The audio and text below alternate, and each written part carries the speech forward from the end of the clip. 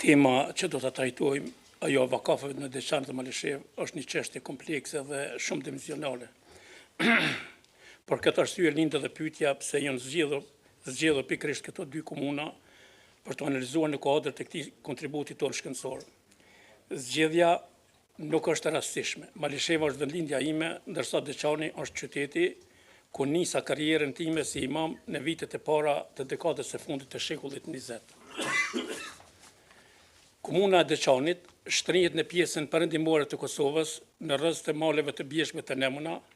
Territori i saj përfshin një sipërfaqe për rreth 180 km2 dhe karakterizohet nga rilef i larmishëm, ku ndërthuren fusha pjellore, kodra dhe zonet të theksuara malore. Përmes Deçanit kalon lumi i bardh, lumi i Deçanit, i cili ka luajtur një rol të rëndësishëm në zhvillimin e jetës ekonomike dhe shoqërore të zonës. Pozita e saj gjeografike e ka bërë këtë komunë një nyje të rëndësishme historike, kulturore dhe fetare, e njohur edhe për trashëgiminë e pasur islame dhe vakafet e hershme. Komuna e Malishevës, e vendosur në pjesën qendrore të krahinës së Llapushës, shtrihet në një territor me sipërfaqe rreth 306 km2. Relefi i saj dominohet nga fushat dhe kodrat e ulta, të cilat kanë krijuar kushte të favorshme për zhvillimin e bujqësisë dhe blegtorisë.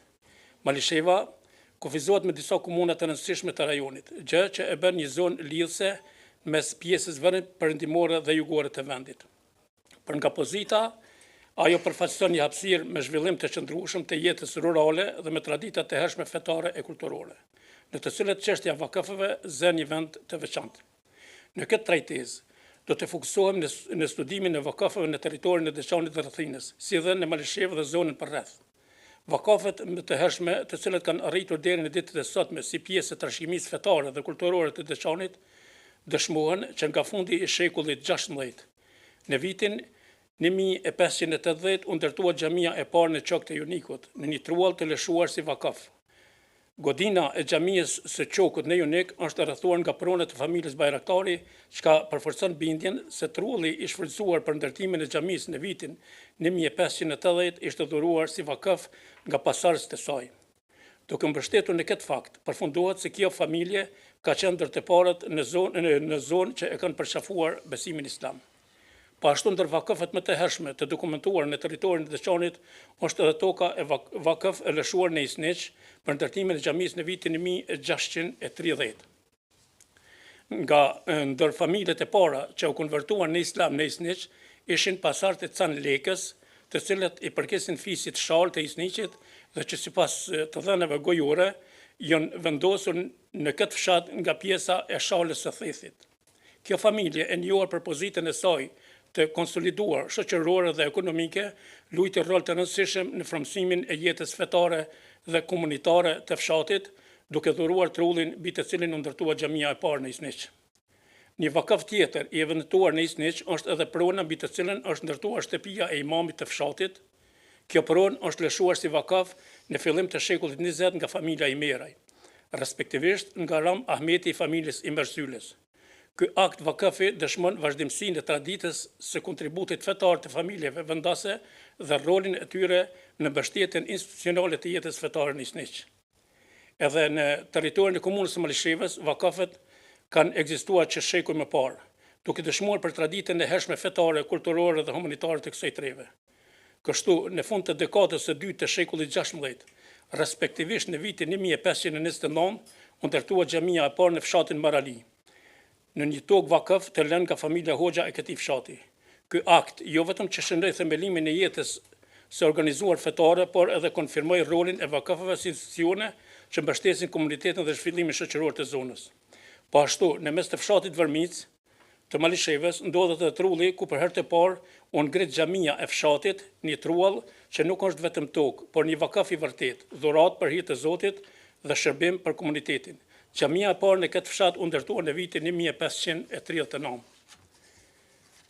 Në këtë tokë ruhen shenjat e hershme të jetës fetare dhe historisë, pusi, pra bunari i xhamisë, pemt e vjetra që dëshmojnë për breza dhe disa varreza. Konfiskimi i pronës së vakafeve në Deçan dhe Malishevë, konsolidimi i shtetit komunist Jugosllav pas luftës së dytë botërore, sidomos në territorin e Kosovës, solli edhe konfiskimin e pasurive të Bashkisë Islame të Kosovës.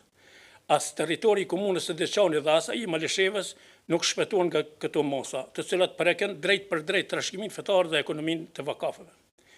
Në fshatin Drënos të Deçanit, një pjesë e tokës së shtëpisë së Hoxhës, varrezat dhe një pjesë e oborit të xhamisë së fshatit, të cilët ishin dhuruar nga familja Tolaj e këtij fshati në vitin 1773, që ishin pronë vakufore, u tjetërsuan dhe pronësia u bart nga vakafi në pronë shtetërore. Fatë të njëjtë pati edhe një vakaf prej mbi 4 hektar tokë në Isnisht të Deçanit, i cili u konfiskua dhe sot shfrytëzohet si terren sportiv. Këto veprime dobësuan funksione tradicionale fetare dhe shoqërore që vakafet ushtronin prej shekuj në këtë zonë. Fenomeni ishte i njëjtë edhe në komunën e Malishevës. Një nga rastet më të rëndësishme ishte ai i qendrës së sotme të Malishevës, ku sot ndodhet parkingu i qytetit. Kjo hapësirë ka qenë dikur pronë vakaf, e lënë për nevojat e komunitetit dhe me tipi në të cilin janë falur ose kanë adhuruar Zotin banorët atij vendi. Pushteti komunist e sekwestroi këtë truall vakofnor dhe e largoi nga administrimi i Bashkisë Islame, duke shndruar me vënë në hapësirë publike komunale. Ashtu si në Deçan, edhe këto konfiskimi ndikojnë në shurjen e roleve të vakafeve si institucione mbështetëse të jetës fetare, sociale dhe ekonomike të komunitetit. Faleminderit për vëmendjen tuaj me rastin e botimit të plotë të kumtesës nga ana e Institutit për Ulëmtime dhe Studime Islame. Do të japim të plot edhe listën e vakafeve të këtyre 2 komunave, përfshirë historikun e tyre dhe numrin e plot sipas fletëve dhe të dhënave katastrale. Faleminderit.